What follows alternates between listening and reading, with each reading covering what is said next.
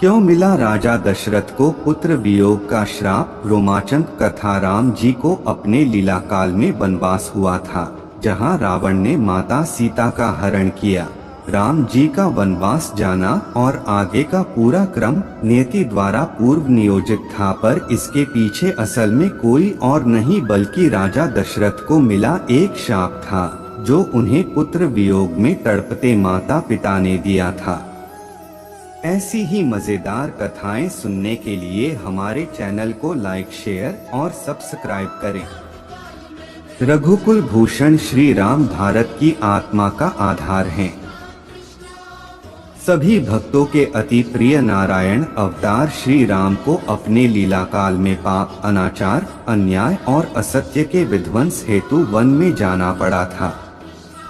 One गमन का यह क्षण जहां एक तरफ माता कैकेयी के हठ के कारण आया था, वहीं रामायण के अनुसार इस क्रम से जुड़ी एक और कथा भी है। मान्यता है कि प्रभु श्री राम के पिता अवध नरेश राजा दशरथ को यौवन में पुत्र वियोग का शाप मिला था, जिसके फलित होने हेतु ही नियति ने कैकेयी और मंथरा का वह संवाद गढ़ा, जिसके बाद श्री राम को सीता मैया और भ्राता लक्ष्मण सहित राजमहल के सभी सुखों को त्याग वन जाना पड़ा था। आइए जानते हैं उस शाप की रोचक कथा, जिसके कारण से अपने राज्याभिषेक से कुछ समय पूर्व ही राम जी को अयोध्या छोड़ वन जाना पड़ा था। शांतनु और उनकी पत्नी एक समय की बात है, जब शांतनु नामक एक सिद्ध महात्मा अपनी पत्नी के साथ धरती पर निवास करते थे। दोनों पति पत्नी धर्मपरायण थे, जिसके फल से उन्हें एक पुत्र की प्राप्ति हुई। माता पिता ने अपने लाडले राजकुमार का नाम श्रवण कुमार रखा। ये पुत्र अपने माता पिता का बड़ा ही आज्ञाकारी था। उम्र के साथ माता पिता ने अपनी दृष्टि खो दी, जिसके बाद पुत्र अपने माता पिता की सेवा में ही अपना दिन खपा देता। माता पिता की इच्छा अंधे माता पिता ने एक दिन अपने पुत्र से अपनी इच्छा व्यक्त करते हुए कहा, बेटा हम दोनों की तीर्थ यात्रा पर जाने की इच्छा है। क्या तुम हम लोगों को पुण्य तीर्थों के दर्शन करवाओगे। माता पिता की इच्छा पूरी करने के लिए श्रवण कुमार ने हामी भर दी और उन्हें तीर्थ यात्रा हेतु ले जाने की तैयारी करने लगा। माता पिता का तीर्थ यात्रा पे जाना। पुत्र ने माता पिता को तीर्थ दर्शन कराने हेतु एक कांवर तैयार की तथा उन्हें उसमें बैठकर तीर्थ यात्रा के लिए निकल पड़ा। भारत के विभिन्न तीर्थों में अर्चन करते हुए श्रवण अपने माता पिता को अवध क्षेत्र में ले पहुंचा। श्रवण को राजा दशरथ का बाण लगना। श्रवण के माता पिता को अवध क्षेत्र में प्यास लगी, तो श्रवण ने उन्हें एक पेड़ की छांव के नीचे बैठाया और स्वयं सरयू नदी में पानी लेने चला गया। संयोगवश राजा दशरथ शिकार खेलने वन में आए हुए थे।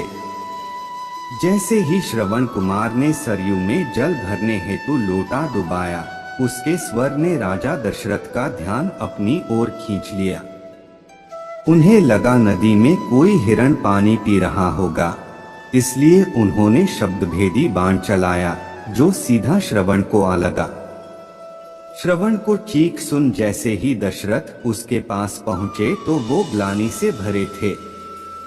उन्होंने ग्लानि के स्वर में श्रवण को अपना परिचय देते हुए उससे क्षमा याचना की, जिसके उत्तर में श्रवण बोला, हे राजन, मेरे माता पिता पास ही एक पेड़ के नीचे बैठे हैं, उन्हें प्यास लगी है, कृपा कर आप उन्हें जल पिलाकर उनकी प्यास बुझा दीजिए। यह कहते हुए श्रवण ने राजा दशरथ के हाथों में प्राण त्याग दिए। माता पिता का शाप। राजा दशरथ श्रवण कुमार की हत्या से काफी दुखी थे, परंतु हिम्मत कर वो श्रवण की अंतिम इच्छा को पूर्ण करते हुए जल लेकर उनके माता पिता के पास गए। माता पिता राजा दशरथ के स्वर से ही पहचान गए कि वो उनका पुत्र नहीं था। उन्होंने कुपित होकर राजन से अपने पुत्र का पता पूछा, जिसके बाद राजा दशरथ ने रोते हुए सारा हाल कह सुनाया। अपने पुत्र की मृत्यु की खबर सुनकर उन्होंने राजा दशरथ को शाप दिया, जिस तरह हमें पुत्र वियोग हुआ है, यही परिस्थिति तेरे संग भी बनेगी। तू भी अपने पुत्र के वियोग में हमारी ही तरह प्राण त्याग देगा। यह कहते हुए श्रवण के माता पिता ने अपने प्राण त्याग दिए, परंतु उनके शाप के फल से राम जी के वियोग में राजा दशरथ को प्राण त्यागने पड़े। ऐसी ही मजेदार कथाएं सुनने के लिए हमारी चैनल की ऐसी ही वीडियो पाने के लिए हमारी चैनल को लाइक, शेयर एंड सब्सक्राइब कीजिए। धन्यवाद।